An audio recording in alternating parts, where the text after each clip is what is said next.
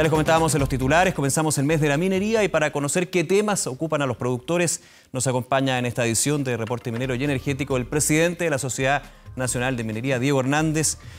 Diego Hernández, muchísimas gracias por acompañarnos, bienvenido. Gracias por la invitación, Nicolás. Un placer tenerlo nuevamente aquí en el programa. Hay varios temas. Primero que todo, a juicio de la Sonami también haciendo el link con este mes de la minería, ¿cómo está la industria? ¿Y cómo está la industria no solamente ahora, sino que, como siempre ha sido en la minería, a largo plazo, pensando en 3 años? ¿En qué situación estamos y cómo vamos a estar? A ver, con una mirada de largo plazo, estamos optimistas porque la oferta y la demanda del cobre está apretada y hay nuevas aplicaciones para el cobre, todas relacionadas con la mitigación del cambio climático, la electromovilidad, eficiencia energética. Entonces, el cobre tiene futuro y eso nos hace estar contentos y optimistas. En el corto plazo y tal vez en el mediano plazo, puede ser 1 a 3 años, la cosa se ve más complicada por el tema de la guerra comercial entre Estados Unidos y China, que evidentemente nos está afectando. Y a pesar de que la oferta y la demanda está apretada, el precio no reacciona. Digo, ¿cuánto ha afectado a la industria? Porque muchos dicen, claro, una guerra comercial entre las dos potencias económicas, ¿cómo puede afectar al cobre directamente o indirectamente y finalmente también a las empresas productoras de este metal? Porque el cobre, en el fondo, es una buena aproximación, el precio del cobre es una buena aproximación a la salud de la economía china. Y la economía china, a pesar de que está creciendo más de 6%, lo que es una cifra muy sólida. Nos encantaría tener eso. Sí, a todos nos gustaría. La perspectiva es que efectivamente esta guerra comercial afecte y está afectando 2 sectores de la economía china, entre otros, que son consumidores de cobre. Uno es las exportaciones de productos manufacturados chinos y la otra es la construcción de viviendas. Los dos son de consumo de cobre y esos 2 sectores están un poquitito rezagados en este momento. ¿Preocupa la situación de las reservas de cobre en China? Porque claro, si hay una reserva de cobre en el gigante asiático, el mayor consumidor, que está sana o abundante, uno puede pensar que con este escenario de guerra comercial y también una desaceleración de la economía de ese país, las reservas serían suficientes, estoy poniendo muy a la rápida, digamos, y no sería necesario aumentar las compras de cobre, por ejemplo, de cobre chileno. ¿Está esa preocupación? No tanto esa preocupación. Lo que sí aparentemente había, y esperemos que se estén terminando, inventarios de cobre fuera de bolsa. Entonces, a pesar de que los inventarios en bolsa son bien limitados, vemos que van bajando todos los días, pero de repente vuelve a entrar cobre a los inventarios de bolsa. Entonces, eso de alguna manera hace ver que sí los chinos tenían inventarios que en algún momento tienen que terminarse. Claro, hay espacio entonces. Hay espacio, sí.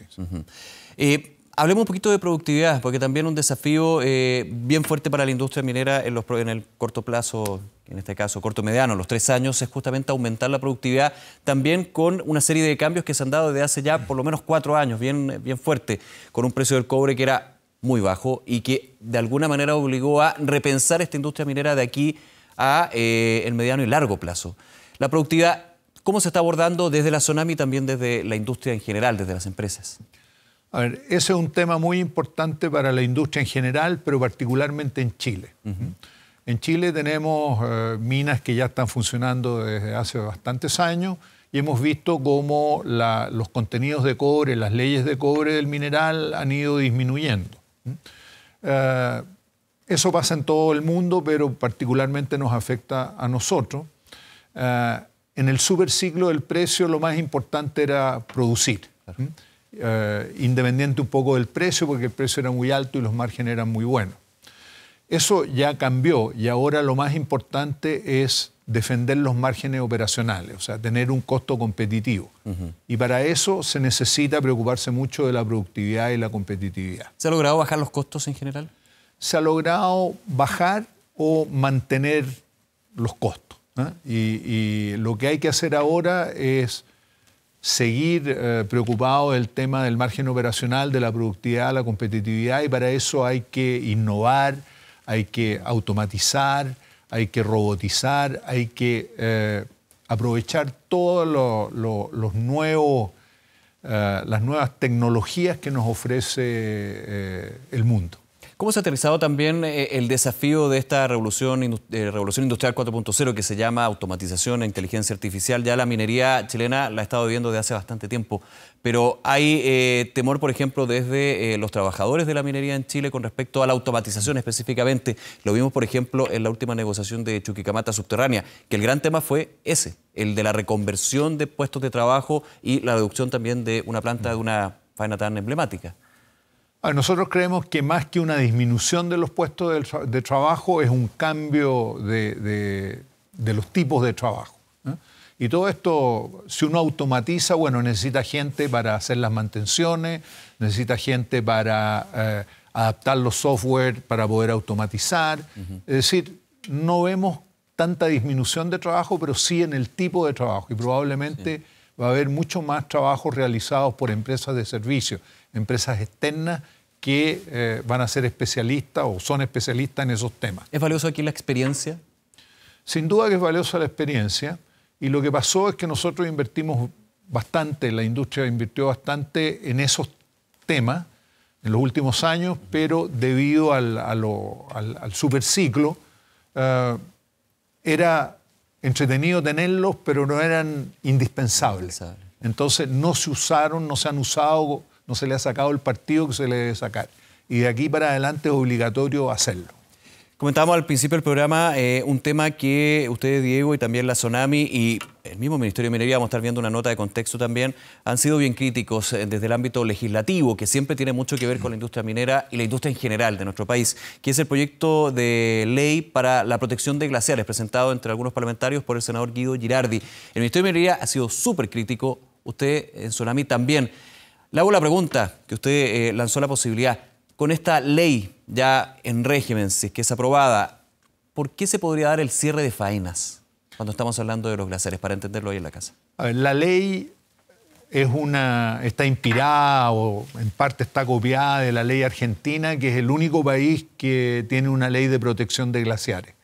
En general, en todos los otros países, los glaciares se protegen en la legislación ambiental, caso a caso, ¿no? Porque hay una diversidad enorme de glaciares y Chile tiene una diversidad geográfica muy, muy grande. Entonces no es lo mismo un glaciar en la Patagonia que un glaciar en la tercera región, que un glaciar blanco o un glaciar de roca. Entonces nosotros creemos que lo que existe hoy día ya está protegiendo a los glaciares de forma adecuada, porque cada vez que uno hace un estudio de impacto ambiental, si puede afectar un glaciar o si hay un glaciar cerca, tiene que hacerse cargo de ese tema técnicamente y si afecta el glaciar no le van a dar el permiso.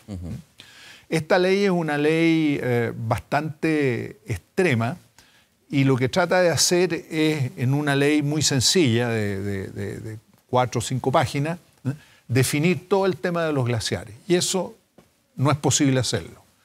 Entonces, dice que no se puede hacer minería si afecta glaciares, permafrost y ambiente periglacial. Entendiéndolo en alta cordillera, pensando donde existan glaciares. Exista, y eso es en alta cordillera. Claro. Entonces, los conceptos de ambiente periglacial y permafrost son dos conceptos que no están bien definidos. Y el permafrost es un concepto mucho más grande, no siempre está relacionado con los glaciares. 24% de la superficie del hemisferio norte está cubierto por permafrost. Canadá, Alaska, Groenlandia, Escandinavia tienen permafrost y ahí existe minería y existe minería sustentable. En ese punto, Sonami ha sido crítica también del aspecto de retroactividad, que hay algunas normas. Por eso yo apuntaba a la eventualidad, señala la sociedad, de que se cierren faenas, que finalmente la ley aplique hacia atrás y se tengan que cerrar. El senador Guido Girardi entregó otro argumento. Dijo que justamente esta ley de protección o proyecto de ley de protección de glaciares busca que los futuros proyectos no entren a judicializarse, evitar justamente esa posibilidad. Yo creo que exactamente, si la ley se aprueba como está, eso es lo que va a suceder. Todo se va a judicializar. ¿Por la retroactividad? No, por la retroactividad. A ver, la retroactividad yo creo que es un artículo que pusieron ahí para negociar. No creo que sinceramente ellos suponen que el país, que pueda aprobarse una ley de ese tipo que tendría como consecuencia parar 1.400.000 toneladas de producción que existen hoy día. Y para eso el Estado tendría que indemnizar a los dueños de esas empresas. O sea, el costo-beneficio de eso es absurdo. Es irresponsable plantear eso. Entonces, y por eso nosotros decimos que, entre otras cosas, que es una ley, más que de protección de glaciares, es una ley antiminería. Entonces, ese es un aspecto. Y el otro aspecto es que estos conceptos de glaciar, permafrost, ambiente periglacial, son muy ambiguos. Entonces, finalmente... Los suyos no están bien definidos en esta norma que se... O sea, no se pueden definir... Yo llevé un compendio de vocabulario de todo lo relacionado con glaciares, y define en 170 páginas 120 términos. Y nosotros queremos, con una definición que es muy sencilla, abarcar lo mismo. Entonces, si la ley se aprueba como está, todo se va a judicializar y finalmente la Corte Suprema es la que va a definir qué es lo que es ambiente glaciar, periglaciar y permafrost. Y si se puede o no se puede. O sea, esa ley está mal concebida. Y nosotros lo que abogamos es que no existe una ley de protección de glaciar, pero que todo el tema de los glaciares se vean caso a caso en los estudios de impacto ambiental, que es como se hace en todos los países menos Argentina. ¿Cómo evalúa la reacción que ha tenido el gobierno al respecto? Que está muy en la línea con la industria y con la Sonami en este caso. A ver, cualquier gobierno, si le dicen, mire, si se aprueba esta ley va a perder 1.400.000 toneladas de 5.000, o sea, es cerca del 30% de la producción nacional o el 28%, naturalmente que es algo que no es aceptable. Es matar una hormiga con un cañón. Seguimos con el tema glaciares, pero más bien en general, lo que es el cambio, la lucha contra el cambio climático. A fines de este año tenemos la COP25. Desde la industria minera también se ha llamado mucho justamente, no solamente al evento de líderes que se va a generar a fin de año, sino también con, de alguna manera, las medidas que ha llevado a cabo la industria. De hecho, Codelco ya aboga por este cobre verde, algo que se ha ido también extendiendo. ¿Cómo la Sonami aborda la lucha contra el cambio climático y por sobre todo una minería más ligada a el concepto medioambiental, considerando que en la historia de la minería, desgraciadamente, era otro el camino que se llevaba adelante? A ver, naturalmente que algo que se hacía antes y ahora se hace distinto, no es solamente relacionado con la minería, sino que en todas las actividades es lo mismo. Las jornadas de trabajo en el siglo XIX, en la primera revolución industrial, no serían aceptables hoy día. Entonces, no es solo la minería, sino que todas las actividades económicas han sufrido y se les puede hacer la misma crítica. La minería tiene que ser sustentable, porque si no es sustentable, va a ser difícil vender nuestros productos. Ese es un punto. Entonces, a nosotros nos interesa una minería sustentable. Además, tenemos la fortuna de que el cobre está relacionado con todas las medidas para mitigar el cambio climático. Es decir, si queremos combatir el cambio climático, se necesita más minería, se necesita más cobre, más litio, más hierro, etcétera, etcétera. Y eso no lo digo yo, lo dice el Banco Mundial.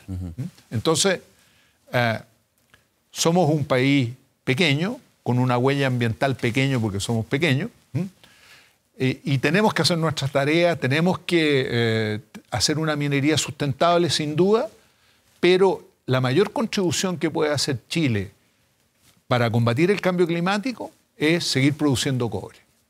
Y eso, o sea, nuestra actividad está directamente relacionada con el cambio climático y el futuro de la humanidad. Bien, Diego Hernández, presidente de la Sonami. Se nos acaba el tiempo, muchos temas que ojalá nuevamente la invitación para que podamos comentarlo aquí en el programa. Como siempre, muchísimas gracias. Muy bien, muchas gracias a usted. Que esté muy bien, hasta luego. Gracias. No olvides suscribirte a nuestro canal de YouTube.